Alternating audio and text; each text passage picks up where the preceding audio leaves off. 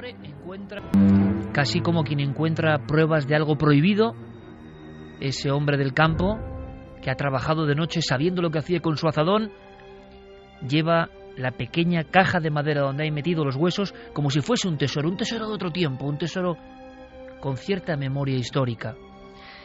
Las calles por las que va caminando en mitad de la madrugada son diferentes a las demás porque sobre las puertas no hay blasones, no hay recuerdos de hidalguía, no hay esa grandeza con títulos nobiliarios que se reparten por todo el Valle del Baztán. Podríamos decir que este hombre que ha encontrado los huesos en el monte está atravesando un gueto con muchos siglos a su espalda. ¿Qué ocurre esto hoy, si es que ha ocurrido así? ¿De quién son esos huesos? Hay muchos más huesos en montes del Baztán que hablan de una historia de etnia maldita. ¿Es posible que una etnia maldita, una etnia secularmente marginada, una etnia a la que se relacionaba con el maligno directamente y con pactos antiquísimos, es posible que todo eso siga vivo hoy, en el 2012? ¿Es posible que un equipo se encuentre con la sensación de que el estigma no ha pasado? ¿Quiénes eran esos hombres que hoy solo son huesos en mitad del monte? Esta noche vamos a descubrirlo. Algo parece estar cociéndose en la trastienda de la Agencia Nacional del Espacio de los Estados Unidos. Esta semana ha circulado por diversos medios internacionales el rumor de que el robot Curiosity ha encontrado algo en la superficie de Marte digno, y citamos literalmente, de figurar en los libros de historia. ¿De qué se trata? Hasta este momento nadie lo sabe, pero todo apunta a unas muestras tomadas por este ingenio teledirigido y analizadas en su pequeño y sofisticado laboratorio de a bordo. Uno de los investigadores de este proyecto de la NASA, John Grotzinger, ha confirmado que existe tal información, pero advierte de que está siendo examinada a conciencia por un equipo especializado antes de darla a conocer. ¿Qué se ha descubierto en Marte? De momento solo podemos esperar.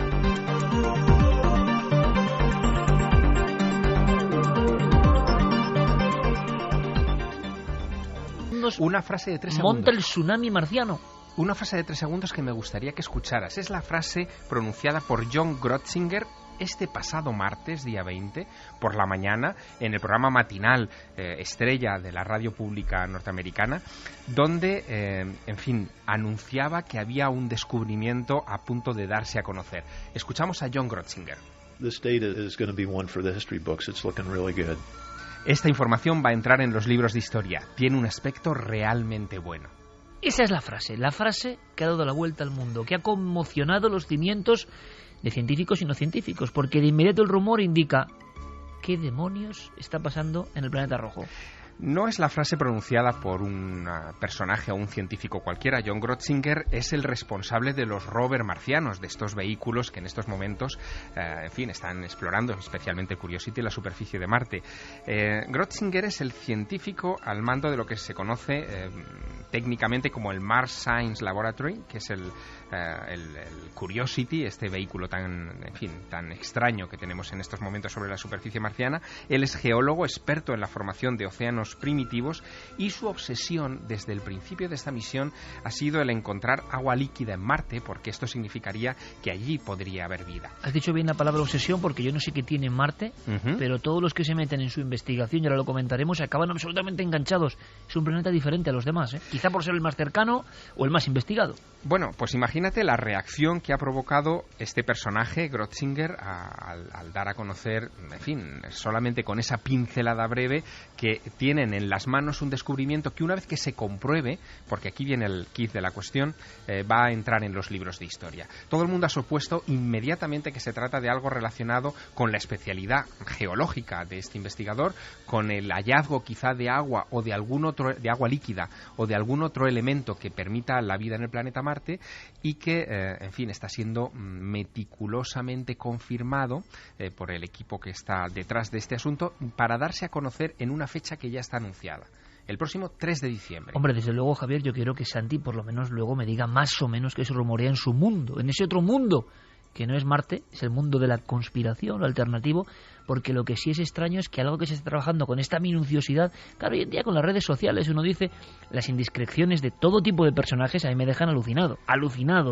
pero a este nivel, que alguien sea indiscreto, No sé, o no ha sido indiscreto. O quizá no ha sido indiscreto, efectivamente. Quizá lo que ha hecho ha sido, lanzar un globo sonda para ver qué repercusión podría tener este asunto, porque lo ha hecho en una entrevista que sabía que iba a tener mucha audiencia, que ha tenido efectivamente mucha repercusión y mucho eco en otros medios de comunicación, pero es que además yo creo que lo ha hecho para también acallar algo que hemos comentado en este programa en semanas anteriores. Yo no sé si recuerdas una noticia que dimos en Milenio 3 sobre la posibilidad de que el Curiosity de Marte hubiera llevado contaminación biológica al planeta rojo, que ese taladro famoso que hoy es el eje de la controversia, porque se supone que es la herramienta que ha capturado las muestras que podrían contener formas de vida o moléculas de vida y que podrían darse a conocer el próximo 3 de diciembre, bueno, pues que ese taladro hubiera podido llevar contaminación desde la Tierra. Hubiésemos infectado, ¿no?, con una aguja de la Tierra. Exacto, la historia es muy curiosa y hemos averiguado más desde que dimos la noticia por primera vez. Lo que ocurrió fue que 6 meses antes del lanzamiento de la Curiosity a Marte, en fin, a los técnicos les entró de repente la preocupación de que ese taladro, si no se reforzaba en su estructura, en fin, al entrar en la superficie marciana y darse un golpe impropio contra el suelo marciano, podría desestabilizarse y podría hacer fracasar la misión completa. Y saltándose los mínimos protocolos, abrieron ese instrumento que se había esterilizado, que estaba en un compartimento estanco, lo abrieron para añadirle una serie de ajustes y lo volvieron a cerrar sin informar a una llamada Oficina de Protección Planetaria, que está dentro de la NASA y que se ocupa precisamente de evitar este tipo de infecciones. Bueno, calculan que ese taladro puede haber llevado al planeta Marte 250.000, al menos 250.000 esporas bacterianas, de las que muchas podrían haber muerto en el trayecto de entrada al planeta rojo, pero otras muchas no. Pues bien, aquí viene la cosa curiosa y casi conspiranoica, ¿no?, de este asunto, porque John Grotzinger, después de hacer ese anuncio en la radio pública norteamericana de que están a punto de anunciar un descubrimiento que entrará en los libros de historia, ha introducido un matiz que es muy curioso y que quiero que escuches de su propia voz. Dice, sabíamos desde el principio que corríamos el riesgo de haber llevado aire desde Florida, aire a Marte, y necesitábamos descartarlo y hacer los análisis de nuevo. Es decir, está poniendo el parche antes de que surja la herida. Quiere asegurarse de que lo que han descubierto y que van a anunciar no es contaminación llevada por su propio vehículo. Y eso lo ha dicho ya, en fin, días antes de que haga el anuncio que tenga que hacer, que lo hará, por cierto, en la reunión anual de la Unión Geofísica Americana en San Francisco, que es una de las grandes reuniones científicas del continente americano. Así que todo pinta, en fin, muy caliente, muy caliente. Pues vamos a viajar un poco más, Javier, si te parece, y lo hacemos. Jeremy nos pone esta música, esta precisamente, el maestro Vangelis, antes escuchábamos Metallic Rain, esta la ideó y la compuso pensando en Marte, en las exploraciones que iban a ir al planeta rojo. Me parece un viaje de Drakkar antiguo, ¿no?, en busca de otros planetas. Por cierto, Francisco Anguita es uno de los grandes, podemos hablar de uno de los grandes especialistas de Marte, uno de los grandes científicos, investigador de geología planetaria más importantes. Por eso le agradecemos especialmente que siempre sea tan amable con este programa. Yo quería decirlo, que sea tan amable con este programa. Le hemos preguntado a ver qué opináis, porque ahora enseguida abrimos debate y viajamos a otros mundos, ¿no? Pero claro, esto de Marte, ahora veremos la repercusión que ha habido, pero se me ha olvidado de una cosa. Hablando de sonidos, ha vuelto a salir el extraño asunto ese del sonido del hum, al mismo tiempo que los medios hablan de, a nivel científico, captado el sonido de la Tierra. ¿Tendrá algo que ver todo esto o es la cara y la cruz de un fenómeno? Luego lo vamos a comentar. Va a haber muchos sonidos esta noche, pero el de Anguita, sus declaraciones, también es importante en este momento. Al 1:48, yo creo uno de los grandes expertos de lo que pasa en Marte, hizo un libro maravilloso sobre Marte y es científico. Para él, a nivel de opinión personal, ¿cuál será esa noticia tan importante? Es difícil pensar que algo pueda pasar a los libros de historia o de ciencia o de historia de la ciencia que no sea, siendo una noticia marciana, algo que tenga que ver con la presencia actual o pasada de vida en Marte. Digo esto porque el asunto del agua, que viene ya repetido desde hace muchos años, se ha vuelto a actualizar hace muy poco por el mismo Curiosity, con este hallazgo de unos conglomerados que parecen atestiguar una corriente de agua intensa, de manera que esto no sería ninguna novedad y por tanto yo creo que solo nos queda el tema biológico. Teniendo en cuenta que el hallazgo proviene del Surface Sample Analyzer at Mars, pues realmente sí que parece que tiene que poder tener relación con la vida, y es que uno de los 3 instrumentos de ese analizador de muestras es un espectrómetro capaz de identificar isótopos.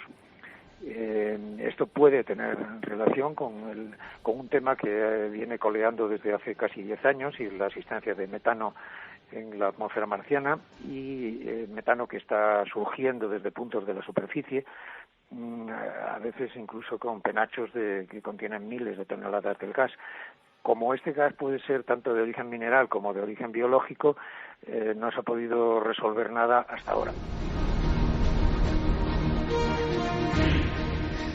Quien ha reaccionado también en medio de esta, controversia internacional ha sido un viejo y estigmatizado científico que ha investigado mucho sobre la cuestión de la vida en Marte, que es Gilbert Levin. Gilbert Levin fue el hombre que se encargó de controlar los experimentos que realizó en 1976 en la superficie marciana otro robot, la sonda Viking.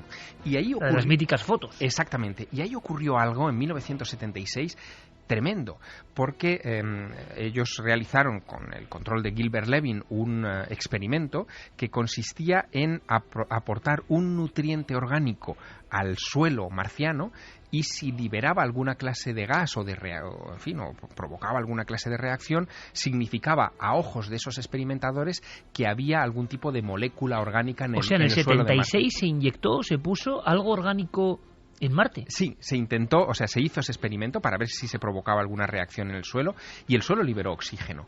El tema fue muy controvertido porque esas muestras analizadas de suelo marciano dieron positivo en procesos metabólicos como la fotosíntesis o la quimiosíntesis, pero pese a ello hubo una oposición frontal de todos los colegas de Gilbert Levin, que le atacaron, casi le acusaron de haber malinterpretado las pruebas, y la conclusión oficial, y te leo textualmente, fue que la Viking no encontró ninguna prueba convincente de vida en la superficie del planeta. Levin entró en un proceso de depresión tremendo, se sintió un marginado, un apestado dentro de la comunidad científica, hizo algunas declaraciones, convocó ruedas de prensa en estos 30 años, tratando de defender su honorabilidad y la viabilidad de sus experimentos. Y este hombre, cuando vuelve a entrar en escena. Exacto, cuando han saltado estas declaraciones de John Grotzinger, ha saltado inmediatamente a la opinión pública y ha dicho que hay que estar muy atentos, porque esto va a confirmar que él hace 30 años tenía razón, que en Marte hay vida.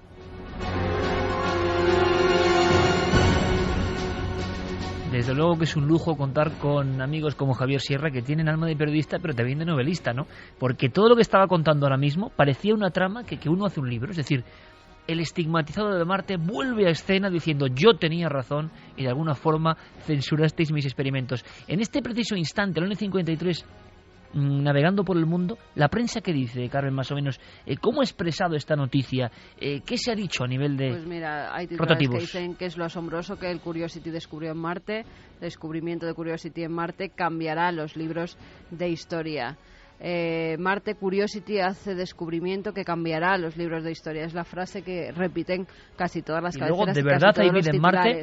De verdad hay vida en Marte. Vida en Marte. Habrían encontrado moléculas orgánicas. Ha descubierto Curiosity moléculas orgánicas en Marte. Santi, conspiración, factor conspiración. ¿Qué se está diciendo en esos otros rotativos, más bien digitales, y que forman ya una manera, ¿no?, global de ver las cosas. ¿Qué se está diciendo? Pues se ven las cosas con pesimismo. Se ven las cosas con pesimismo porque más que fijarse en las declaraciones de Grotzinger, se están fijando en la rueda de prensa que al día siguiente dio Guy Webster, que es el jefe de prensa del Jet Propulsion Laboratory. Básicamente, para entendernos, es la voz de la institución. Es decir, no es un jefe de departamento de la institución, sino es el que habla por la propia NASA. Y básicamente en esta rueda de prensa dijo, bueno, la propia misión del Curiosity ya de por sí va a pasar a los libros de historia, y el doctor Grotzinger se puede haber dejado llevar por el entusiasmo, que es muy propio de él, ya lo ha hecho antes, y seguramente... Pero parece una acción-reacción que siempre ocurre con casi todo, ¿no? Sí, y seguramente lo hará en el futuro, pero, y cito textualmente, no hay nada específico en el futuro que sea revolucionario. Lo cual, evidentemente, a los más suspicaces les ha hecho pensar que se haya descubierto lo que se haya descubierto, Grotzinger le van a hacer recular y le van a hacer que, por lo menos hasta que tenga más verificado el hallazgo, o quién sabe, si pueden pasar incluso años, le van a intentar silenciar este o sea, un caso como el que acaba de contar Javier, pero repetido de alguna manera. Bueno, es que la NASA ha tenido muchos problemas con el asunto marciano y no hay más que echar mano de las hemerotecas para encontrarnos con otros tropezones.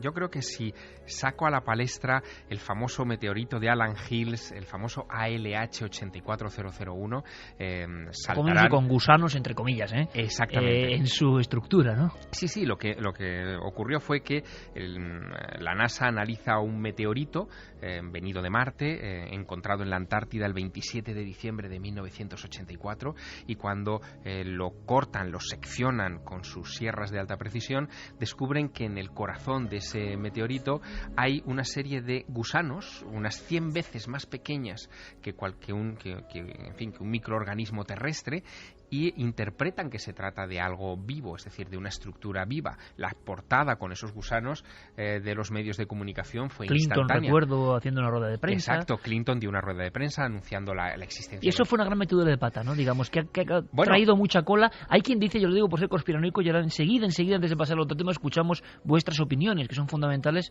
en las vías de contacto de la Nave del Misterio. Pero la sensación de muchos piensan, que hay un intento, Javier, Santi, de mantener en vilo con el tema Marte al gran público, porque es la única forma de que en el inconsciente colectivo, precisamente, sobre todo los americanos, piensen que no hay que dejar de financiar este tipo de proyectos que no alcanzan su meta así inmediata, pero que con estos bombazos o esta sensación que a veces puede ser contraproducente, es como esos programas, dejas todo para el final y luego al final no hay nada. Entonces vamos a hablar con... Eso es peligroso, porque al final la gente se cansa. Entonces, si está ocurriendo algo parecido, se preguntan muchos, ¿no? Pero claro, también parece un poco fuerte que uno de los máximos responsables diga esa frase, algo que va a pasar en los libros de historia. No es cualquier frase. A ver, hay que especular, evidentemente, pero si no se anunciase vida el próximo 3 de diciembre en San Francisco, en esta reunión importantísima que va a tener lugar, una de las cosas que podrían quizá anunciarse es un estudio sobre los niveles de radiación en la superficie del planeta, que podrían ser menores de lo que se supone, por lo tanto, la posibilidad de que se desarrolle o se hubiera desarrollado vida en el pasado crecería exponencialmente, pero sobre todo permitiría algo que va mucho en la línea de lo que acabas de decir, Iker. Permitiría la llegada de seres humanos a Marte y la instalación de colonias para grandes permanencias en el planeta rojo. Pero yo pregunto, lanzo la cuestión. Una cuestión, repito, de ese tipo es para libros de ciencia, no para libros de historia, quizá, ¿no? Sí. Libros de historia, uno cree ya que es algo que cambia nuestro concepto de la realidad, ¿no? Sí, vida. Apuntando lo que sugerías hace un momento, también hay que explicar un poco cómo funcionan las cosas en Estados Unidos, que tienen muy poco que ver con el funcionamiento de cualquier otro gobierno. Básicamente, todas las agencias federales y todas las instituciones del gobierno dependen del Comité de Asignaciones Presupuestarias del Senado. No hay unos presupuestos nacionales fijos, sino que hay determinadas cantidades que ese comité aprueba o no aprueba para tal o cual proyecto. Cuando hay época de restricciones como es esta, pues las agencias como el FBI enseguida se embarcan en grandes redadas mediáticas, en grandes cosas que salgan en las noticias. Los militares hacen grandes operaciones y invitan a reporteros a filmarlas también para defender. Y la NASA, también hace cosas de estas. ¿Qué quiero decir con esto? Que puede ser, realmente puede ser, pero yo opto más porque Grötzinger realmente se ha dejado llevar por un entusiasmo, en mi opinión, justificado. Luego lo que ya le dejen decir es otra cosa. Pero no creo que alguien que tiene un prestigio científico que defender diga unas palabras tan sumamente gruesas si no está respaldado no solamente por unos datos encontrados y me voy rápidamente a contarlo a la prensa, sino por unos datos contrastados y vueltos a contrastar. Todo muy raro, es todo muy... es una historia llena de contradicciones, la forma de darlas a conocer. ¿Qué opina nuestro público? Que a veces es el más sabio de todos, ¿no? ¿Qué mira, siente el público? Nos dice Baltasar Martínez, los americanos nos están dando los primeros capítulos, poco a poco ya descubiertos hace años, como siempre. Edu Herrera, a mí lo de Marte me suena más a una prueba para ver la reacción de la gente. Fema lo que se viene llamando globosonda, ¿no? La frase no dice nada y lo dice todo. Sar G. Martín dice, no es muy curioso que justo en estas fechas estén dándole vueltas a cómo decirnos que existe o ha existido vida en otro planeta. Yo lo pensaba, ¿Nos están preparando para algo? ¿Alguna razón para que los medios mayoritarios se hayan hecho mutis ante algo que como mínimo es noticia digna de ser informada? Es curioso porque lo pensaba, si se da noticia de vida, que sea en diciembre del 2012... tiene su guasa, ¿no? Igual no va a ser, pero de serlo, de verdad que sería un primer cambio realmente de gran nivel, ¿no? De gran nivel. Gandalf dice, la habitabilidad de Marte sería uno de los hallazgos claves a informar el próximo 3 de diciembre. Perdicas, la habitabilidad, claro, pero eso no es lo mismo, claro. Poco a poco dan la información, seguro que no estamos solos. Gisela, lo que está claro es que nosotros ya hemos llevado vida a Marte. Leandro dice, seguro que hay algo en Marte, es un planeta con un pasado muy biológico, es posible que haya quedado algo que pudiera sobrevivir a los pasos de los milenios. La vida tiene el don de estar donde menos lo pensamos. Elkin dice que en 2009 se descubrieron emisiones de metano en la atmósfera marciana. Aunque la explicación geológica sea una posibilidad, ningún científico puede descartar a día de hoy que este metano haya sido producido por formas de vida marciana. Ojalá. Raúl Rodríguez dice que en 50 años los humanos estamos allí viviendo seguro. Bueno, Ojo. sí. Hay una cosa que sobre lo del metano fue también la NASA reculó en ese asunto y lo calificó de un falso positivo, es decir, dijeron que luego comprobando no habían vuelto a encontrar esas trazas. Con lo cual, siempre hay una de cal y otra de arena, un paso adelante y otro hacia atrás en esta historia que se está convirtiendo en una constante en todo. Sí, y que yo no sé si llega a aburrir a la gente. ¿En qué sentido? Parece que es el momento, que ya os acordáis, otro anuncio de la NASA importantísimo, otra rueda de prensa, todo el mundo pensando que se iba a anunciar vida, y luego era la historia esta del azufre, de las bacterias. Que tampoco hombre, claro, dio un paso de gigante. Que yo entiendo que para los científicos son cosas vitales, realmente históricas, pero para los científicos... pero para el común de los mortales sabe a poco, ¿no? En ocasiones. Entonces, como ya llevan varios anuncios, ¿no?, de cosas que parece que van a ser espectaculares, y lo que ocurre es que en el inconsciente colectivo humano está la esperanza, ¿no?, de no estar solo, y entonces todos, yo creo, más crédulos o menos, tenemos dentro la idea, el anhelo, que yo no sé si nos cambiaría mucho, desde luego a estas generaciones próximas, no mucho, pero de saber que hubo vida, ¿no?, de que hay vida, ¿no? Y entonces esa esperanza se mantiene. Claro que cambiaría. Cambiaría mucho, cambiaría yo creo que muchísimo lo que hemos estado para buscando y nosotros. lo que hemos estado, esperando, como vida, no va a cambiar. Vida a nivel microorgánica. No, pero incluso cambiaría... Sí, bueno. No, vamos a ver, por otro ejemplo... tipo de vida, ¿por qué no? Cambiarían los objetivos, por ejemplo, de la NASA, que podría vivir una nueva era dorada, sí. ¿no? Pero digo nosotros, la vida del hombre y la mujer normal y corriente. Pero ¿y si no es a nivel orgánico? No, eso ¿imposible por qué? Bueno, ya, claro. Antes se decía que era imposible que hubiera agua en Marte. Sí. Y si Fobos y Deimos son artificiales, ¿no? En fin. Claro, hay que volver al lleguetismo. Es que estás cayendo en lo mismo que cayeron los científicos cuadriculados. Pero es mira, que no es nada imposible. Mira la maravillosa historia que ha contado Javier, que ya hay gente de 76 que está diciendo, ojo, que yo tenía razón, Ojo, si hay algo vivo en Marte, por pequeño que sea, puede cambiar la historia de la humanidad, porque si eso vivo, enano, microscópico, puede sobrevivir, nosotros también. Terraformando el planeta como sea, tener a un tiro de piedra cósmico, un planeta de repuesto, sobre todo teniendo en cuenta lo que estamos haciendo con el nuestro, puede cambiar a 50, 100, 200 años vista el destino de la humanidad. Es curioso a ver si al final ese gusano extraño que se movía en el documental falso Alternativa 3, al final va a ser algo más real de lo que parece. En fin, nosotros contaremos todo. Mira, Lucas, por ejemplo, dice que hay vida en Marte sería una gran noticia, pero algo muerto, estilo un esqueleto, sería aún más bestia a nivel historia. Sería también un poco para hilar la novela, el novelón, ¿no?, que diría nuestro amigo López Sáez, el novelón de Javier Sierra sobre Marte. Lo bonito es que, mira, y lo hemos visto y lo vamos a ver ahora. Si os parece, os invito a un viaje a todos que también tiene su reflexión, ¿eh? Decía Santiago Camacho lo que hemos hecho con la Tierra. No solo lo que hemos hecho, lo que estamos haciendo. Yo creo que uno de los grandes males también que motiva todo tipo de sangrías es el racismo, ¿no? El racismo profundo por el que surgen muchos males, ¿no? Considerar a otro inferior a ti por su procedencia, ¿no? Por su naturaleza, por cosas no elegidas tampoco, por cosas marcadas por otros. Los grandes desastres, y me da igual el color que tengan esos desastres, siempre por dirigentes o personas, a veces no dirigentes, que consideran que tienen cierta superioridad sobre los demás. Incluso en la actualidad, ¿no? Observamos en muchas capas de la sociedad ese tipo de desprecio al otro, ¿no? Y eso es una cosa terrorífica, en mi opinión. Bueno, de ahí surgen tantos males, ¿no? O sea, que el ser humano no solo ha deformado la Tierra en muchas ocasiones, sino que ha hecho lo propio, y lo sabemos con sus compañeros. Pocas veces nos hemos encontrado, amigos, eso sí, con una historia como la que vamos a visitar ahora brevemente.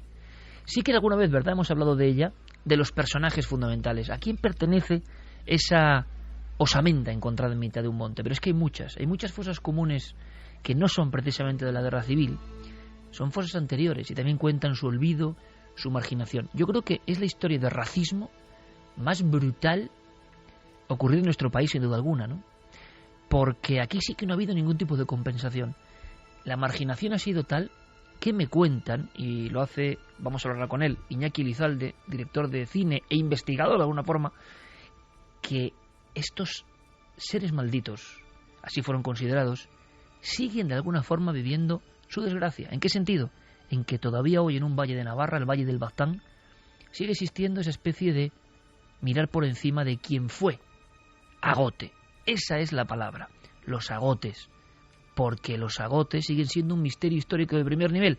Aquí a nuestra vera, está entre Javier y yo ahora mismo, Juan García Tienza, que seguro que nos escucha, con su forma de ser, ¿no?, y su ceño fruncido de erudito español auténtico y ancestral, guía de los pueblos malditos españoles. En ese libro, editado por Arín, toda una generación supimos por vez primera de los chuetas, los brañeros de Logrosán, los urdanos, o por ejemplo, los agotes. Quizá era lo más extraño. Se hablaba de una raza distinta, que llegó en el medievo, que nadie sabe quiénes eran, que vinieron como esclavos, que eran muy altos, rubios, de ojos azules, la inmensa mayoría, muy pálidos, con extrañas costumbres, una música ancestral que decían que compungía el alma de quien la escuchaba, grandes artesanos, pero por algún motivo empezó a haber una leyenda en torno a ellos, una leyenda que ha durado casi 1000 años. Lo que sabemos hoy es que no se les podía bautizar en la misma pila. El famoso agote non pasabuntur, la puerta pequeña en las iglesias de las aldeas. Toda la gente entraba por su puerta, ellos tenían una aparte, hay que imaginarlo. Decían que las huellas de sus pies descalzos, trabajando en el campo, abrasaban la tierra, que su orina quemaba los montes, que todo lo que hacían era propio de seres maléficos que en un tiempo pasado habían pactado con el diablo. Algo tan ridículo hoy en día, con la visión científica o racional, se ha mantenido durante 1000 años, entremezclado en una trama increíble. Pues bien, ¿os imagináis que aparezcan de alguna forma restos de estas gentes en los montes? Vamos a viajar. Se ha hecho una película, por eso hablo yo de una escena inicial, llamada Baztán. Es una película muy sui generis, es una película que seguro para los interesados del tema de los agotes puede ser, porque se habla de investigación también, sobre este extraño enigma de un pueblo que tiene descendientes todavía hoy, que de alguna forma vivió esclavizado, maldito, condenado a su suerte desde el siglo XII en las alturas de Navarra. Esta película tiene un fragmento absolutamente clave que nos cuenta un poco, nos resume esta historia. Estamos viendo a Carmelo Gómez, el gran Carmelo Gómez, buen amigo de este programa, como inquisidor, que llega a unas tierras y alguien dice una frase que para él es incomprensible, ¿no? Un mundo nuevo. Escuchamos. ¿Agote? ¿Qué es agote? Alcalde, le estoy haciendo una pregunta. ¿Qué es agote? Agote. Mala gente. Solo traen daños, deshonra y vergüenza. Padre, ¿qué sabe vuestra merced de todo este asunto, padre? Contagian enfermedades. No conozco mucho del caso, vuestra merced, pero he oído que son una especie de herejes con el rabo de Satán. Interesante. ¿Existen agotes aquí? Algunos. Al servicio del señor de Ursúa. Viven en el otro lado del río, en el barrio de Bozate. Viven en el otro lado del río, en el barrio de Bozate, barrio que existe. Y ahí las casas no son blasonadas. Ahí no hay hidalgos ni personas de linaje importante. Hay una especie de urbanismo que nos recuerda a la esencia de los guetos, que luego hemos visto en diferentes partes de la historia y del tiempo. ¿Quiénes eran? ¿De dónde venían los agotes? Llamados cagots, con este nombre en Francia, y supuestamente procedentes de algún tipo de reminiscencia de pueblos bárbaros. ¿Por qué tan melancólicos? ¿Por qué esos instrumentos? ¿Por qué esa especie de asumir lo que les estaba pasando? No podían casarse más que entre ellos. Hay que pensar lo que estamos hablando, ¿eh? Por supuesto, no podían tener, sí que eran considerados cristianos, nadie podía salirse de la norma, católicos, pero como decimos, la Iglesia era la primera que muchas veces los tenía absolutamente aparte. ¿Por qué ese mito de haber pactado con el diablo? ¿De dónde viene esto? Claro, ¿es posible que en el 2012 esto continúe de alguna manera? En fin, vamos a descubrirlo. Vamos a hablar con el hombre que ha dirigido el equipo y la película, que ha investigado, que ha hecho una mitad película, casi mitad documental, ¿no? ¿Qué pasa hoy con esta raza maldita? La más maldita de todas las razas españolas. Nos escucha ya nuestro querido amigo Iñaki Elizalde. Buenas noches. Hola, ¿qué tal? Buenas noches, Iker. Iñaki, Baztán, un proyecto en el que te metes, ¿por qué? Porque desde luego yo creo que es la única película que ha abordado un tema tan apasionante y que, como siempre ocurre, ¿verdad, compañero?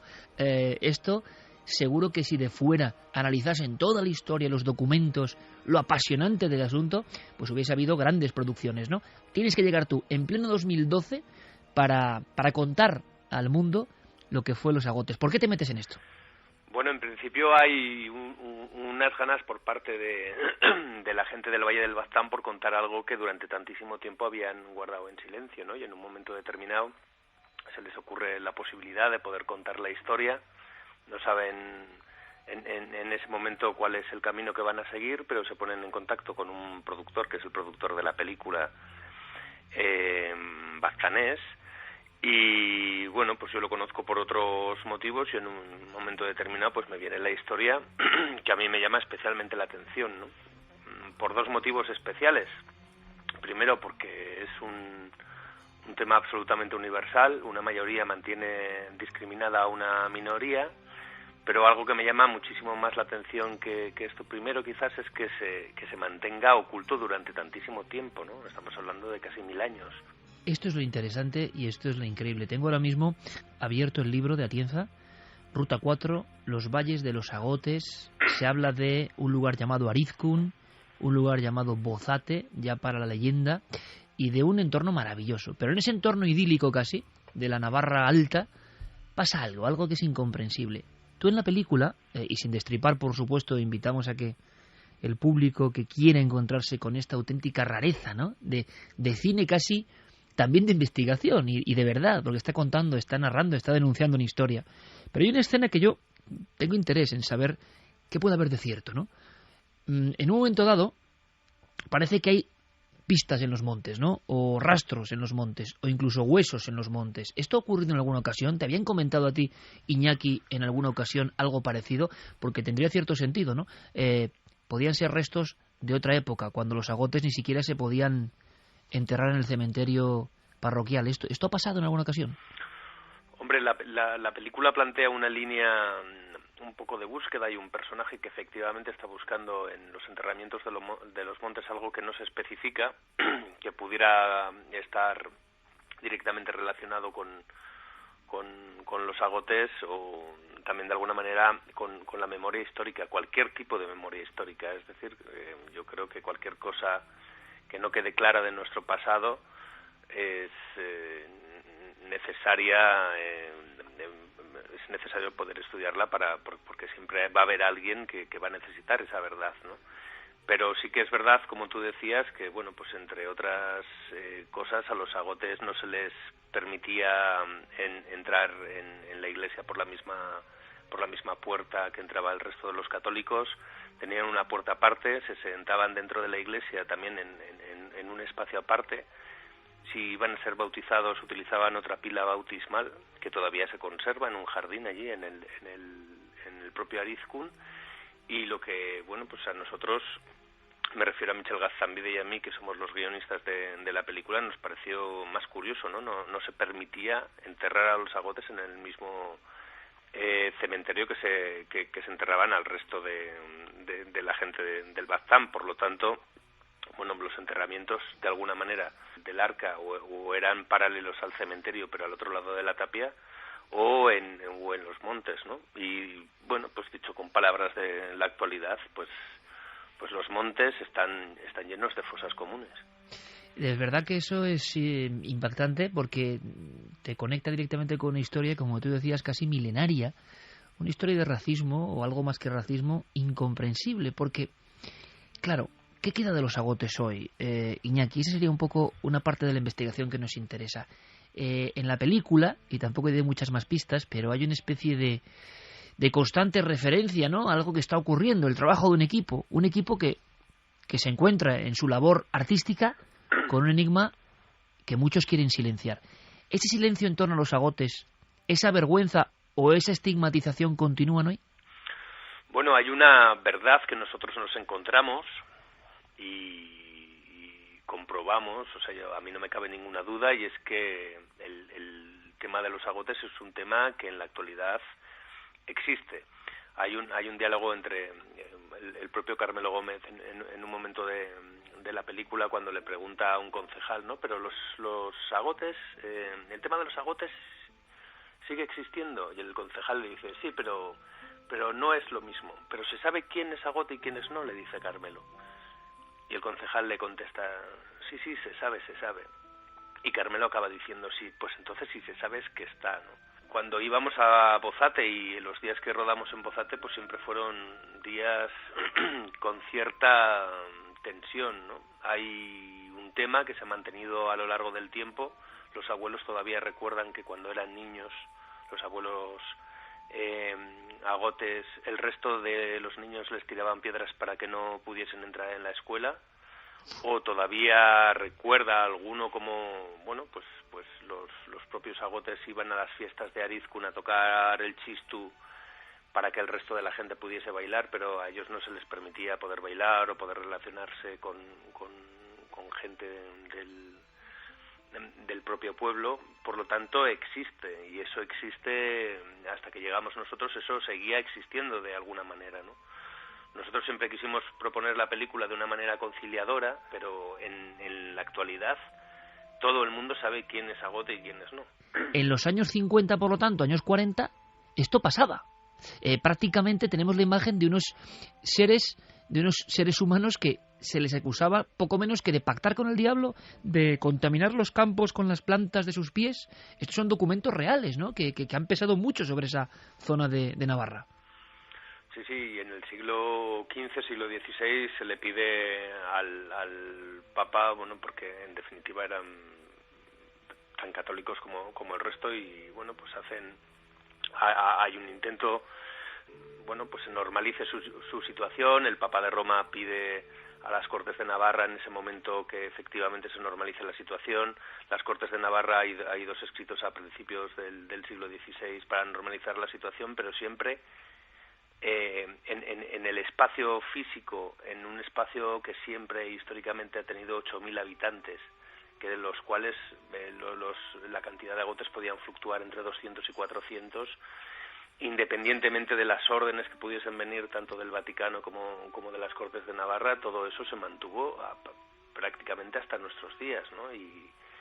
Y bueno, pues pues insisto en lo que a mí más me llamó la atención, que es el hecho de que todo el mundo sabe quién es Agote y quién es no. La gran pregunta, Iñaki, es este racismo, esta discriminación es diferente a otras, porque a los agotes se les considera poco menos que malditos en el sentido de haber trazado eso, algún pacto con lo maligno tiempo A, ¿no? Y esa mancha no se ha marchado, no es porque profesen otra religión, que hayan sido perseguidos como ocurrió con tantos otros grupos, ¿no? Y sigue pasando. Pero en este caso parece que la cuestión es mucho más esotérica o espiritual, no sé, ¿de dónde vendrá ese estigma hacia los agotes, no? Bueno, yo creo que hay dos cosas importantes, ¿no? La primera es que el grupo baztanés es un grupo muy cerrado y luego incluso en la actualidad, que es un poco de lo que estábamos hablando, ¿no? En este último momento. Y luego, bueno, pues el hecho diferenciador, aquel, ¿no? En un momento determinado, alguien trae el terrateniente de aquella época, en el siglo XII, trae a un grupo de personas para que sean sus siervos o sus esclavos, y pronto se ve que la relación con la gente del valle no va a ser posible y se le recluye en un gueto. Entonces yo creo que más que el hecho específico de creerlos, bueno, pues seres poco vinculados a aquellos seres humanos que habitaban el valle, yo creo que lo especial de todo el tema es que efectivamente empezó así, estamos hablando de la Edad Media, y de alguna manera curiosísima se ha seguido manteniendo hasta nuestros días, ¿no? O sea, ya efectivamente no hablan de que por aquellos espacios donde ellos pisaban no volvía a crecer la hierba, etcétera, etcétera, pero todo eso de alguna manera y curiosamente después de tantos años sigue quedando. ¿Queda alguna marca, algún recuerdo en piedra de los agotes hoy? ¿Queda algo de ese Bozate que puede recordarnos directamente historias del pasado? Hombre, de Bozate queda algo que es muy impactante. Todas las casas del valle que siguen un poco el modelo arquitectónico vasco, que son los caseríos en tres plantas, donde en la planta de abajo vivía la ganadería, en la planta del centro vivía la familia que se calentaba con la ganadería de la parte de abajo, y en el Sabay, que era la parte de arriba, pues se guardaba un poco la comida para unos y para otros. Tú cuando entras a Baztán, prácticamente todo es así, la estructura arquitectónica es así hasta que llegas a Bozate, y en Bozate, bueno, pues ves una suerte de irregularidad arquitectónica. No se les permitía a los agotes tener tierras ni ganado, bueno, pues vivían de alguna forma tal y como podían, haciendo con barro, construyendo sus propias viviendas, y eso sigue reflejado porque no por mucho que se haya podido transformar, se ha tenido que de alguna manera utilizar esa arquitectura que viene pues de hace siglos, ¿no? Y parece que estás, bueno, pues en otro espacio absolutamente distinto. Un poco uno de los primeros guetos de la historia, ¿no? Para una raza maldita. Y ha habido polémica, por cierto, Iñaki, con la película, con la filmación. ¿Cómo ha sentado esto en Navarra y en el Valle de Baztán? Era una de las cosas, después del estreno del Festival de San Sebastián, que más me preocupaban, entre comillas, es decir, viene un señor de fuera a hacer una historia que nos toca tan de cerca, cuenta, bueno, una historia en una película que no tiene un planteamiento narrativo habitual, y bueno, pues a ver cómo podía ser recibida, ¿no? Y yo, bueno, pues Unax Ugalde siempre habla desde el principio, además, desde que vio la película, de conciliación, ¿no? De sonrisa. Es un tema terrible, es un tema, bueno, sobre todo su personaje sufre mucho a lo largo de toda la película, pero sin embargo te queda un poco el hecho de la necesidad de partir de la idea de todos vivimos en un mismo barrio de vecinos, debemos intentar por encima de todas las cosas llevarnos bien, ¿no? Y esa sensación de conciliación, bueno, nos ha pasado esto a lo largo de todo el tiempo, nuestros hijos ya lo vivirán de otra manera totalmente distinta, y las cosas se pueden llegar a superar, aunque hayan tardado tantísimo tiempo. Es un poco la sensación que tengo, Iker, y es una sensación sincera. Una sensación de decir, bueno, pues hemos hecho algo que ayuda a que se entiendan. Ojalá Curiosamente se entienda gente que ha sido vecinos toda su vida. Y separados durante 1000 años, ni más ni menos. Pues de verdad que solo por eso la labor merece la pena, y invitamos a nuestro público interesado también, cómo no, en estos temas de nuestra historia desconocida, a que se sumerjan en Baztán, esta película de Iñaki Elizalde, a quien agradecemos muchísimo haber aportado de verdad cosas distintas y que incluso no conocíamos, y que nos dan una perspectiva nueva sobre un tema tan viejo, ¿verdad?, tan eterno. Iñaki, muchísimas gracias y mucha suerte, de verdad. Gracias a vosotros. La historia no contada.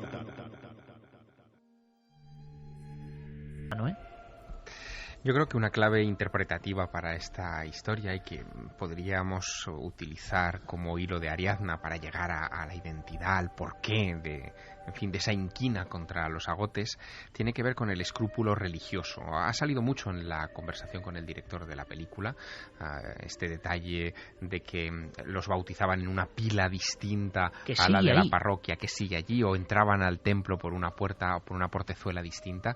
Está indicando que hay un separatismo que viene de la institución más importante del periodo en el que surgen los agotes, que es la Edad Media. Estamos hablando en torno al año 1000 más o menos, ¿no? O 1000 y poco.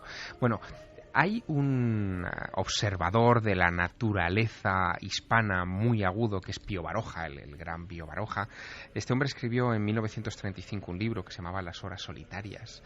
Era una especie de cuaderno de viaje. Él recorrió toda la península ibérica, pero especialmente las tierras del norte, las suyas, y hace un retrato de cómo son las gentes. No vivía lejos de los agotes, ¿eh? Era de Bidasoa, no vivía lejos. Exactamente. Bueno, pues Pío Baroja llega a identificar de alguna manera a los agotes con los cátaros. Es decir, que son descendientes de los cátaros, que el origen de esa animadversión en toda la zona, no solo de Navarra, también de Aragón, también de Cataluña. ¿Y de Francia? También de Francia. Sí, señor, era un dato olvidado y que aparece también en Julio Caro Baroja, otro gran... La posibilidad de, ni más ni menos, no veas con los pelos de punta, grupos de cátaros que han huido de la quema. Exacto. Grupos de cátaros que además, fíjate, ha salido en la conversación también un detalle muy curioso. Hay pocos documentos históricos relativos a los agotes. Uno de los pocos documentos históricos son esas cartas que envían los agotes a nada menos que el Papa León X, el Papa que retrata a Rafael, ¿no? O sea, esa obra maestra de la pintura. Bueno, pues en esas cartas, ese grupo de gente que pide de alguna manera que los integre el Papa en la cristiandad, que eso ya es un detalle muy curioso, sugieren que son descendientes de los albigenses, de los cátaros, ¿no? Por lo tanto, quizá ahí es donde encontremos la raíz para descifrar este misterio. Que si podemos resumir cátaros era muy difícil, ¿no? Pero esa gente que se separó de la doctrina de la Iglesia, una Iglesia más pobre, más auténtica, poco dada a los vicios que estaba viendo en la Iglesia, y que fueron exterminados, por resumir muchísimo, en Montsegur. Eso es, y con teorías o con planteamientos religiosos muy extremos. Ellos negaban la divinidad de Jesucristo, la virginidad de la Virgen María. Permitían a la mujer estar en los ritos, digamos. Absolutamente. Es decir, era una herejía brutal, Carmen. Hay todo tipo de teorías sobre de dónde vienen los agotes. Incluso dicen que hay documentos desde el siglo XIII, desde 1288, que ya hablaban de ellos. Pero historiadores han llegado, muchos de ellos, a la conclusión de que podían tratarse de leprosos, que en un momento dado esos leprosos hubieran sido apartados de la sociedad, y entonces ya tanto ellos, al ver que esa enfermedad no era real por algún tipo de característica que tenían en la piel, no era la enfermedad, sino era algo dermatológico. Pero muy que interesante. Esa enfermedad no se desarrollara, y tanto ellos como sus hijos como sus nietos hubieran estado ya por siempre como apestados, como socialmente apartados ante ese miedo de que la enfermedad pudiera surgir y se le pudiera pegar a los otros. Cuestión religiosa, como decía Javier, y muy interesante cuestión científico-médica, porque si os dais cuenta, incluso en el fragmento de la película, se hace alusión a que causan enfermedad. Causan enfermedad en el campo y en las personas. Y eso que genera un miedo tremendo también en esos tiempos, ¿no? Se decía que olían mal, que traían enfermedades. Algunos decían que venían de Siria y que traían enfermedades de allí, que eran teorías diferentes. De todo tipo. Que había... Uno de los grandes enigmas que poco se ha tratado, incluso hay alguna novela, ¿no? Pero poco, y lo tenemos en España, ¿no? Es que este país, para un etnógrafo, para un zoólogo, para un botánico... Es un museo. Pero para un etnógrafo... Pero no nos damos mucha cuenta, ¿eh? O sea, Tiene que venir alguien de fuera para hacer la gran novela del Agote, porque esto hace un Romeo y Julieta. O sea, el Agote, que habría muchos que, seguro agotes y no agotes, intentaron casarse, huir de esa inmundicia, ¿no? Lo que peor se veía precisamente era que pudiera haber algún tipo de matrimonio. Exactamente. Es decir, quizá eso también es el origen de algunas de estos problemas que apuntaba Carmen, ¿no? Es decir, al ser endogámicos, podía haber una degeneración genética que provocara malinterpretaciones a ese respecto. Pues lo que iba a decir, que este país para un etnógrafo es un campo inacabable, porque una de las cosas que no sabemos es que en España hay razas. Hay varias razas, bastantes razas. No solamente estamos hablando de los agotes, están los vaqueiros de alzada.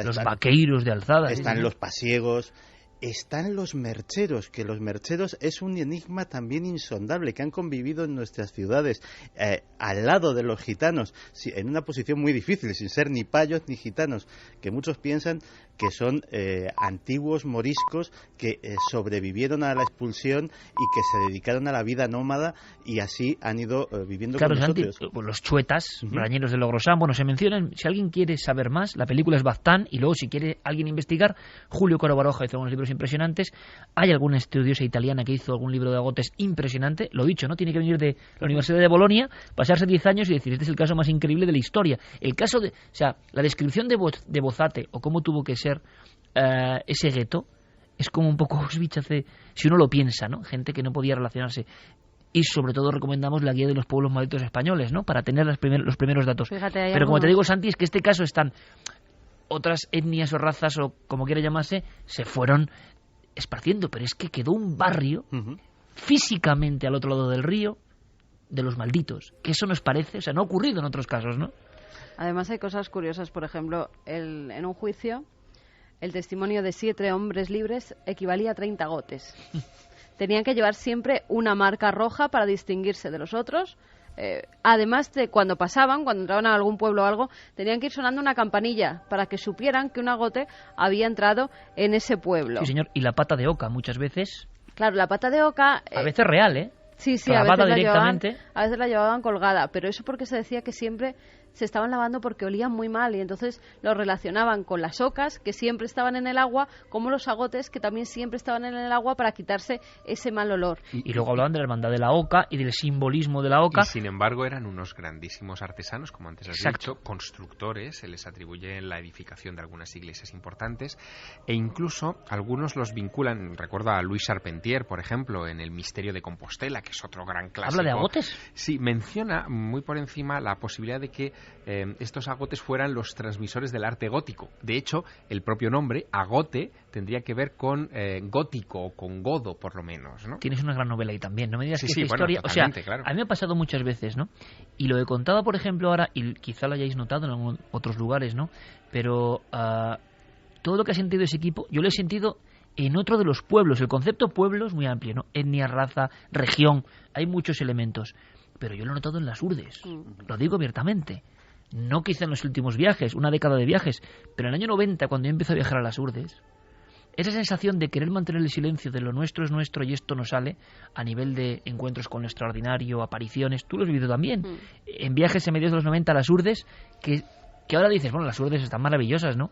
Pero había una sensación de haber sido marginados en un entorno y considerados algo aparte, brutal. En fin, los agotes, su misterio, su enigma. Luego me gustaría saber qué opiniones puede haber, pero mucha gente, tan joven como Javier Pérez Campos, por ejemplo, me imagino, puede que sea esta noche la primera que viene a hablar de los agotes, ¿no? Y la sensación de que es un tema que nosotros ya conocíamos, que es uno de los clásicos un poco marginados de la historia de España, pero que claro, que son increíbles, ¿no? Que uno no se lo puede creer que esto haya pasado en un valle de Navarra, seguramente en una de las zonas, qué curioso, con mayor renta per cápita, no ahora, sino históricamente, quizá el clasismo, la cuestión del excesivo apego a lo que significan los títulos, yo qué sé, ¿no? En la antigüedad, esa importancia, en mi opinión sincera, absurda y una de las grandes mentiras de la historia, ¿no? Que alguien sea más que otro por no sé qué títulos, ¿no? Bueno, pues eso se ha mantenido allí de una forma muy firme, ¿no? Yo tengo además buenos amigos por la zona que me han hablado bastante de todo este tema y me hablaban, por ejemplo, de una frase que es todavía recordada en el barrio de Bozate, que es al agote garrotazo en el cogote, ¿no? Que es un poco el reflejo del trato que se daba a estas personas. Y volviendo un poco al origen... Es que, hombre, y lo acabamos de saber cuando nos cuenta el director de cine, que los abuelos agotes que quedan, que se sabe que son agotes, recordaban ser apedreados en la escuela. Y volviendo al origen, que precisamente se creía todo esto de que pudieran llevar la lepra y por eso eran marginados posiblemente por ese tema de la salud, es que también se hablaba, por lo que yo leí en varios lugares, en varios sitios, de que podían ser personas que venían de Francia, delincuentes de Francia, que habían sido refugiados en esos lazaretos donde los leprosos eran atendidos por las personas que cuidaban de esa enfermedad, y de esa forma trajeron la lepra, según lo que decían algunos estudios del tema, a España, y de ahí ese miedo a mantener un contacto directo con estas personas. Y fijaos qué temazo hemos puesto a disposición de todo el mundo como nuestra obligación, ¿no? Y qué implicaciones más duras tiene de la mente del ser humano, ¿no? De la mente del ser humano, sobre todo con el que considera más débil, ¿no? La eterna historia siempre.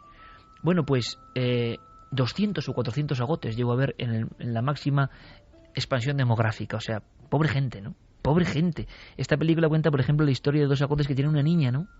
Y que tienen que esconderla. O sea, es una cosa increíble, pero cuántas cosas así habrán pasado y no sabemos prácticamente nada. Por eso empezábamos esta noche con unos huesos en el monte y con gente. Por lo menos ahí lo filma, puede quedar en la ficción o no. Iñaki, el director, gente que está yendo al monte a saber quiénes son sus antepasados, que ni siquiera podían tener una pequeña parcela de suelo sagrado, con lo que eso significaba. Porque ahora la gente puede hacer más o menos lo que quiera, imagino, pero que en el siglo XVIII, XIX, tu padre, tu madre, tu abuela no pudiese ser enterrada en el Camposanto, y además ¿qué de noche significaba? Y sin campanas, Tenían que enterrarlos de noche y no podían anunciar que se había muerto, como hacían con otros vecinos con las campanadas de la iglesia. Bueno, es un tema impresionante. Nos hemos metido, como bien dice el sabio Santiago Camacho, etnografía pura, antropología, misterio, y esta media hora la hemos utilizado porque creemos que es un tema brutal. A raíz de una película os contamos esa historia. Ahora, Yeray, vamos a cambiar a un mundo más cósmico, más oceánico. Hablamos de sonidos, hablamos de historias, hablamos de maravillas, y ya está con nosotros, creo, nuestro querido amigo Diego Marañón, porque empezamos con noticias, pero escuchado un poco, ¿no? Para una ola, ¿no? Que nos limpie un poco el alma después de esta historia tan oscura, por desgracia. Esto es Oceanic, del maestro, como no, Vangelis.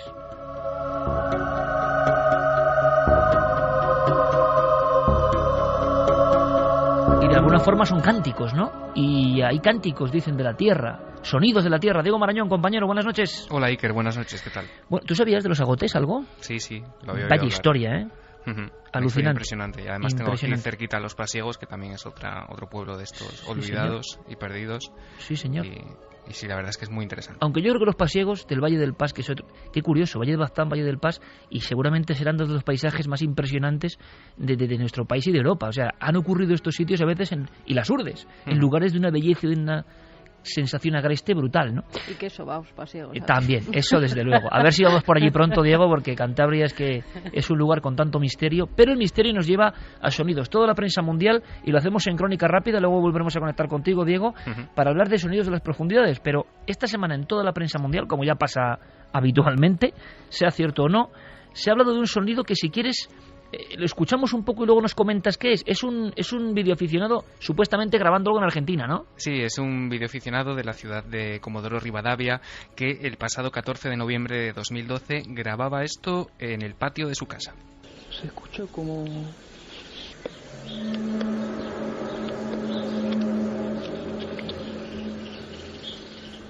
Espero que en el video se esté escuchando esto, porque no sé si está saliendo o no.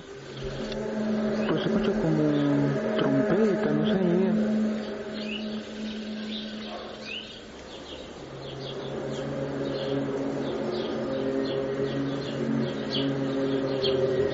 Creo que nuestros amigos oyentes de inmediato habrán identificado el famoso eco, el sonido de la trompeta. Decían trompetas del apocalipsis, ¿no? The Hum, ese último misterio de esta nueva década. y que ha hecho correr ríos de tinta. Esto se ha reproducido por todo el mundo. ¿Cuál es la verdad, Diego? Pues efectivamente es una noticia que corría como la pólvora, sobre todo en la prensa de Argentina. No ha habido diario digital en el que no se haya reproducido. Y como digo, se supone que era una grabación que se había obtenido esta semana en esa ciudad, en Comodoro Rivadavia. ¿Cuál es el problema? Sería una grabación estupenda de ese zumbido si no fuera porque es absolutamente falsa. El problema es que tenemos una grabación anterior de la que ya hemos hablado en Milenio 3, incluso también en Cuarto Milenio.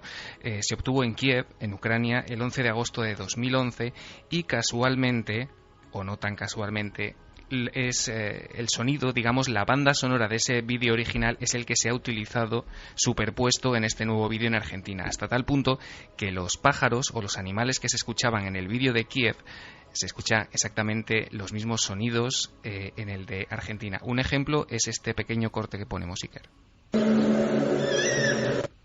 Pues eso tan cortito. Sí, hasta el chillido ese del cuervo o de lo que sea sale también, ¿no? Efectivamente. Bueno, sí. entonces que han hecho un montaje, sí, pero que ha dado la vuelta al mundo. Estamos de nuevo ante el efecto sí, Lázaro, o yo qué sé cómo llamarlo, ¿no? Y el problema es que no es la primera vez que ocurre, porque ya en enero de 2012 de este año en Costa Rica ya se detectó otro vídeo también de este zumbido en el que se utilizaba también esta misma banda sonora del vídeo de Kiev. Ese vídeo le están sacando el sonido y lo están superponiendo a un montón de filmaciones a lo largo de todo el mundo. La verdad es que el fenómeno desde luego no es nuevo ni se remonta a 2011, lleva desde los años 70 en Estados Unidos dando que hablar, pero claro, con las nuevas tecnologías, con YouTube es bastante fácil falsificarlo y confundir a mucha gente que además esta misma semana, como nos decía Guillermo León, inundaban el correo del programa advirtiéndonos de este vídeo. Es importante. Estamos otra vez, Diego, ante el problema tremendo de siempre. Y si hay un hum verdadero, ya nadie sabe dónde puede estar. Efectivamente.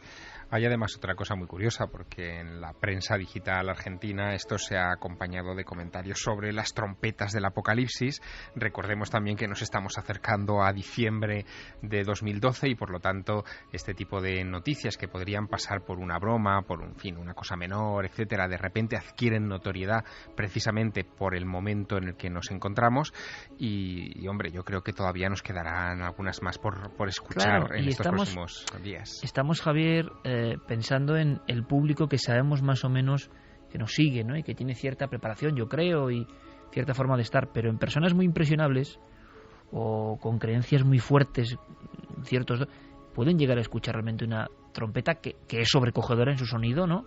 Y claro, no sé, generarles cierta angustia, ¿no? Todo esto en las fechas en las que estamos. En fin, ya aquí es un mare magnum. Cualquier noticia tiene que ser puesta en tela de juicio. Nos llega más rápido que nunca, lo hemos hablado en varias ocasiones, inunda el mundo, se reteclea sin poner ningún tipo de objeción y nadie ha hecho la comparativa prácticamente de coger si este es el sonido de Kiev, ¿no?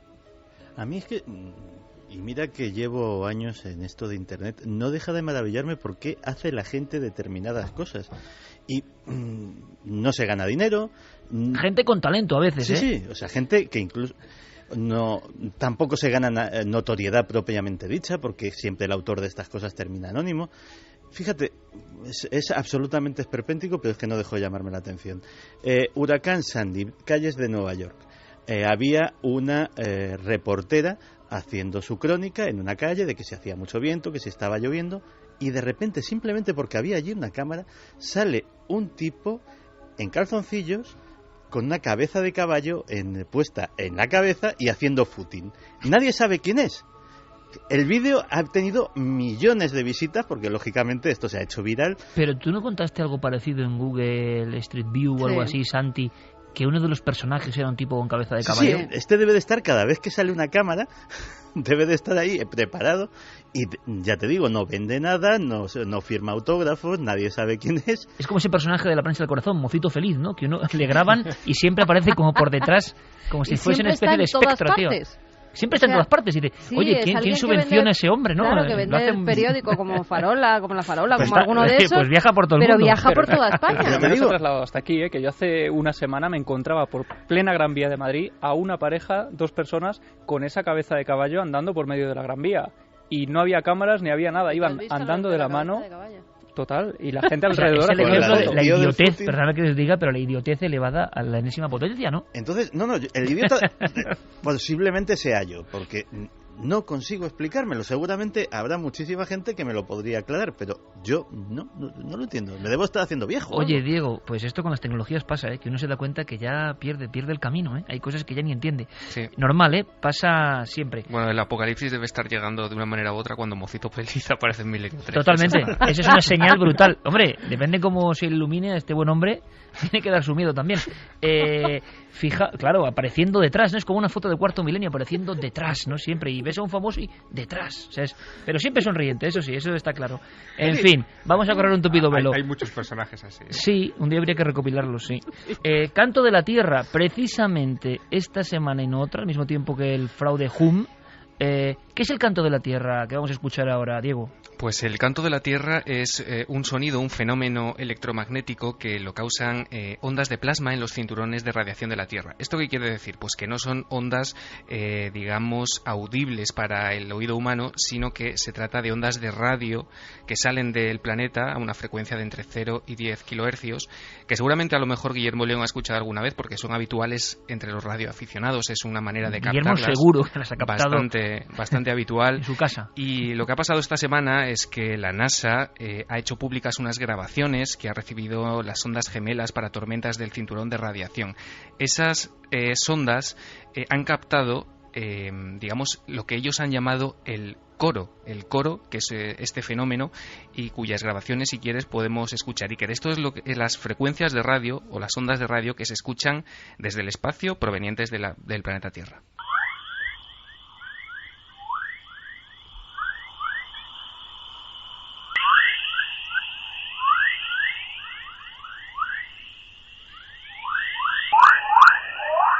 Parecía el inicio de la mítica de Robots, de Kraftwerk, ¿verdad? El inicio de la música, o algún videojuego de esos que le gustan a Santi, retro totalmente, ¿no? Tipo Amstrad. Realmente, bueno, ese sonido, ¿no? Nos maravilla todo esto. Una semana de sonido, sin duda alguna. Diego, luego conectamos, compañero. Perfecto, hasta gracias. Ahora. La crónica puntual de lo que está ocurriendo, porque es lo que nos interesa. Por cierto, lo que está ocurriendo, hay que decirlo muy rápido. El viernes que viene, gran parte del equipo, estoy seguro, estará ahí también, apoyando al doctor Gaona. Va a ser la presentación de su libro. Exactamente, y hablaremos de muchas cosas, nosotros vamos a estar. Será un placer y me gustaría, de verdad, que los milenarios apoyaran al doctor Gaona. Toda la información está presentándole el libro. Pero es más que presentar un libro, es decir, en mi opinión es... Sí, es una charla, es compartir casos con la gente y su propia historia, ¿no? Y también el gran valor que está demostrando Gaona, sin lugar a dudas, como científico, demostrando cosas increíbles, inconcebibles. A ver si a Gaona, imagino que muchos le tendrán muchas ganas, porque lo que está haciendo es dar pasos muy interesantes en torno a los enigmas profundos de la realidad, de la vida, de la muerte. Así que, la información la tenéis en ikerjimenez.com y en el tablón de Nave del Misterio en Facebook, pero creo que es calle Donel 12, mira, nos pilla muy cerca, Javier, Centro del Círculo de Lectores, Centro Cultural Círculo de Lectores, ¿no, Javier? Centro Cultural Círculo de Lectores. O'Donnell 12, 7:30 de la tarde, próximo viernes. Y vamos a estar ahí y será un placer. Yo creo que iniciativas como la de Gaona merecen la pena, de verdad, que estemos ahí. Vamos ahora con otros sonidos que también son noticia. Bloop, uno de los grandes enigmas también, año 97 si no me equivoco. Año 97, ¿Cuál es esta historia? 97? ¿Qué ha pasado? Pues mira, la Administración Nacional Oceánica y Atmosférica de Estados Unidos tenía sumergidos varios micrófonos submarinos en el Pacífico Sur y de repente graban este extraño sonido.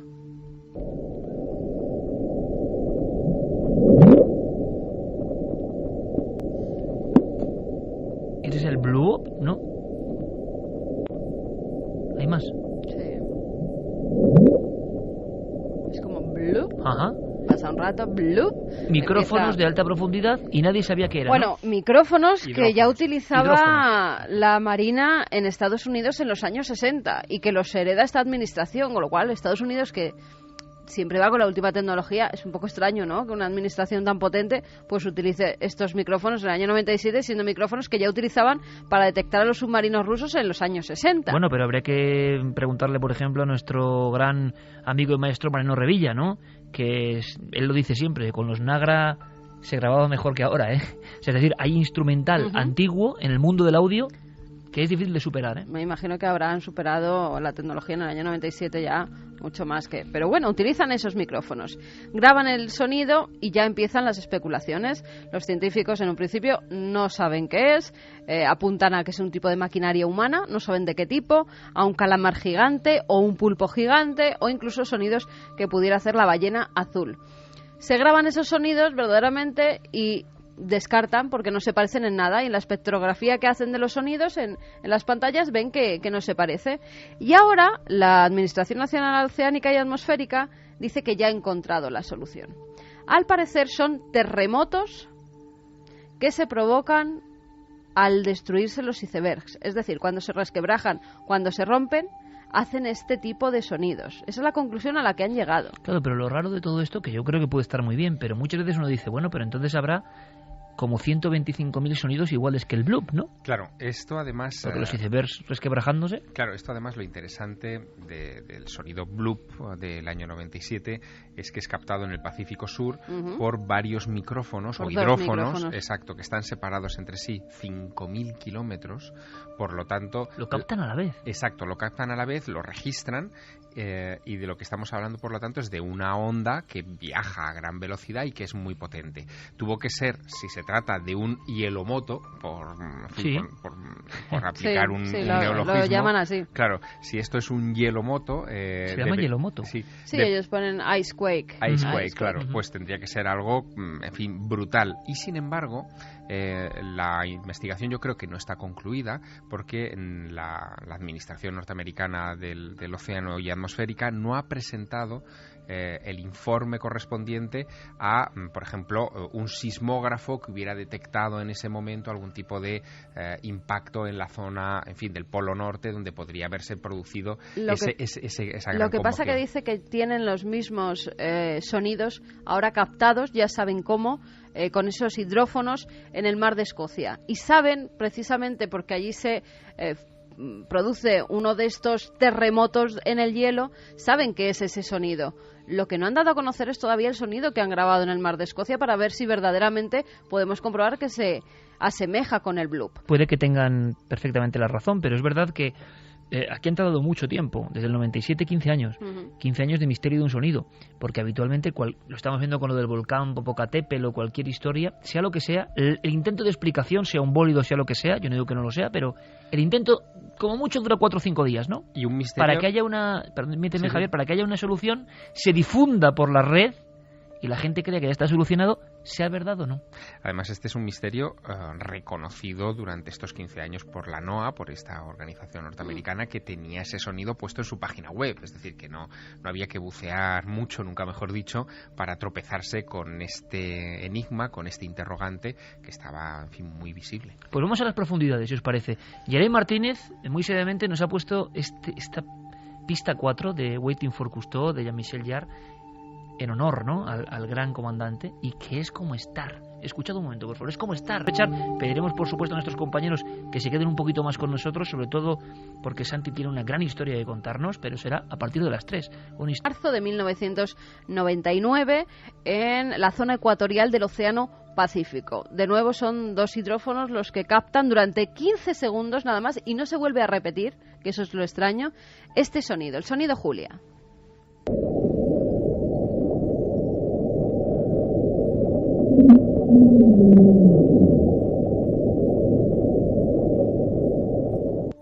Era como una especie de lamento, ¿no? Sí, a mí me recordaba algo de un gran cetáceo o algo así. Sí. Bueno, la explicación que dan: un gran iceberg que está varado en la Antártida y que se arrastra por el fondo marino y causa ese sonido. O sea, el rozamiento generaría esa onda sonora, ¿no? Generaría esa especie de lloriqueo, de lamento. El tercer sonido, el ASWIP. Agosto de 1991. Un sistema de vigilancia de la NOAA graba por casualidad en el Pacífico este sonido.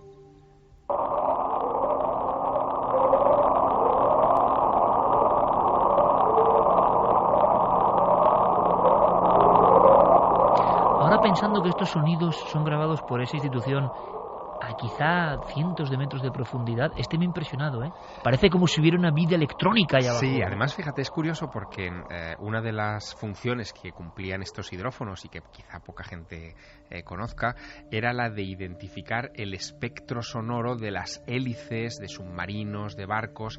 Cada vehículo que transita tanto por la superficie como por debajo del mar tiene una característica acústica particular que la NOAA analiza. Les leía la matrícula sonora de alguna forma, ¿no? Y sabe identificar inmediatamente en cuanto esos hidrófonos captan ese sonido. Esto da la sensación de ser algo mecánico, es verdad, pero algo les debió llamar la atención a los de la NOAA para que lo clasificaran entre sus sonidos no identificados. Mira, se dieron cuenta de que sobre todo alcanzaba los picos en primavera y en otoño, o sea que era un sonido que se repetía en esas estaciones, además en varios años. Llegaron a una conclusión: por la zona donde es captado parece ser que es una zona de actividad volcánica submarina. Y ese sonido podría ser cuando empieza la actividad volcánica. Y por eso las fechas primavera y otoño. Joder, qué tema más interesante, ¿eh? Estoy pensando, con esta música de fondo y sabiendo que los micrófonos han hecho de espías y que puede haber precisamente espías humanos, puede haber criaturas desconocidas, puede haber movimientos de tierra. Una vez más, Javier, ¿no? Para otra novela, ¿no? Los que se encargan de escuchar el océano. O silbido. Ajá.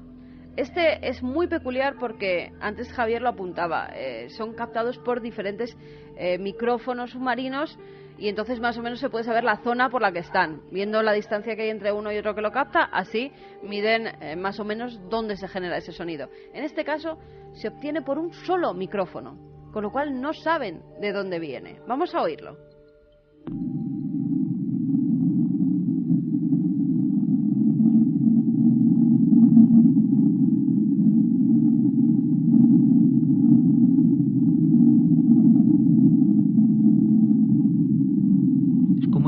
¿no? Es que a mí el que me impresiona es el sonido del océano sin más, sinceramente. Sí, también a alta profundidad, dicho que se parece a una olla hirviendo agua, el blu, blu, blu ese, en cierta manera. Llegan a otra conclusión, en este caso, que es una erupción volcánica submarina, pero no es el ruido causado por el hielo, sino en este caso por el fuego. Sorprendente. Futuro noticia con algo que parece que viene del pasado y que es un gran misterio. Ahora todas las noticias con nuestros compañeros, por supuesto. Y en apenas unos minutos regresa el equipo de Milenio 3.